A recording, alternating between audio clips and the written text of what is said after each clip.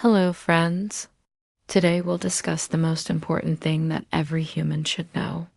That's right, the answer for everything. Crime never pays. Let's get started. Part 1, Introduction. Once upon a time in a big city lived a man named Daniel. He was a smooth talker and liked to trick people. Daniel thought he was very smart. He believed he could cheat everyone and never get caught. Part 2, Daniel's life of tricks. Every day Daniel went out to find someone to trick. He would smile and talk his way into getting money from them.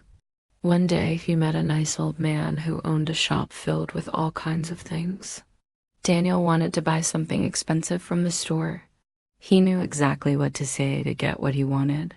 He said to the shopkeeper, "I need some good tools for my job. I only trust your store because you sell quality products. So please pack me some good tools in this box." The owner felt happy to help such a respectable customer and packed the box with tools. When it was ready, he brought the box to the front. Daniel asked, "Can I see it, please?" The owner opened the box and showed him. Then Daniel said, "Perfect.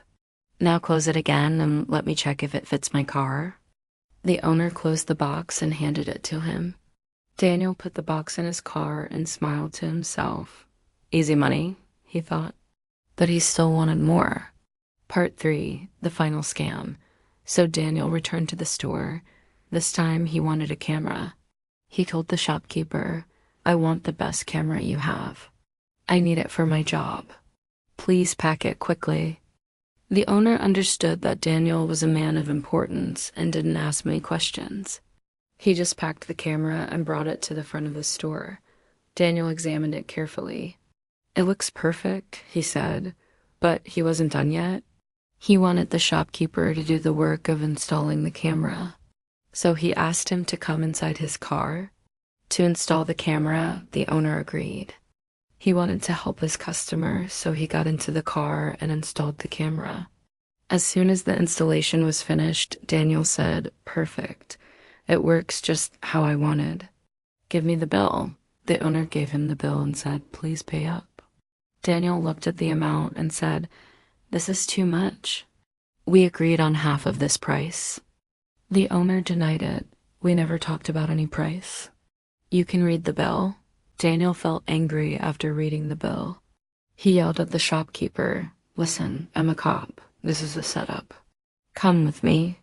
The owner got scared and said, "But we don't have any problems." Daniel continued, "Then prove it. Get out of the car."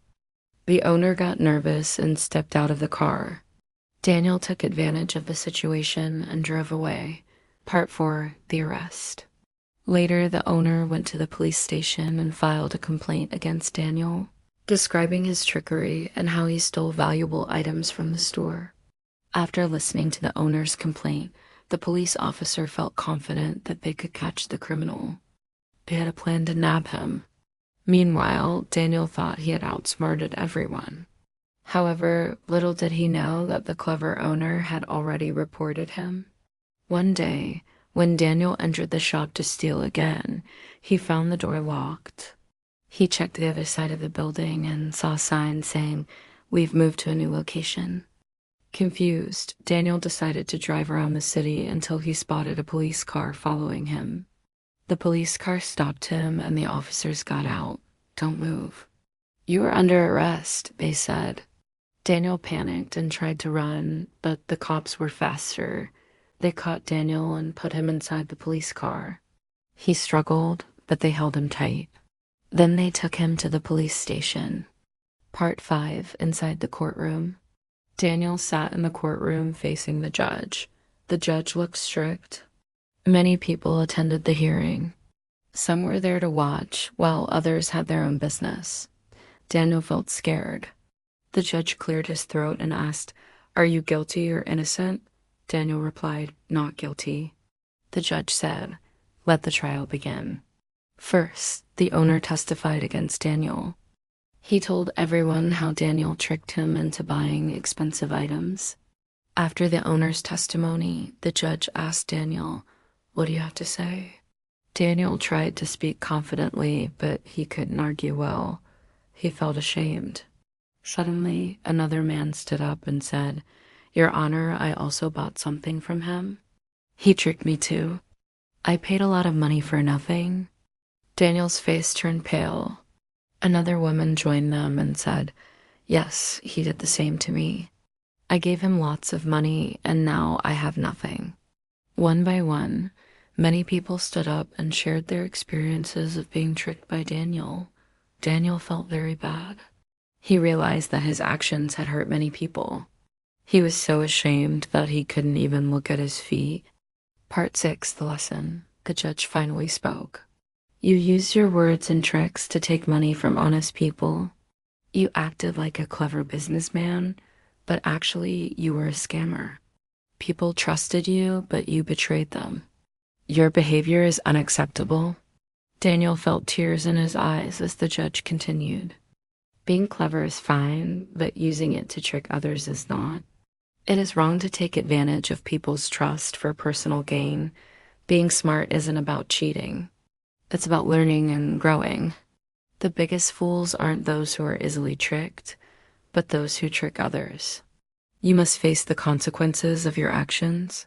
You have been found guilty of scamming many people and causing them financial loss. Therefore, I sentence you to 5 years in prison."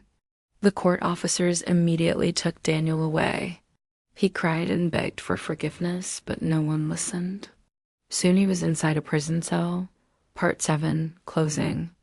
As days turned into months and months into years, Daniel matured inside the prison. He thought about his past and realized that his tricks and lies had led him to this dark place. One night, sitting alone in his cell, he heard a voice. "Once upon a time in a far-off land," the voice began, and Daniel instantly perked up, intrigued. That's the end of the story. If you like our stories, support us. We'll see you next time.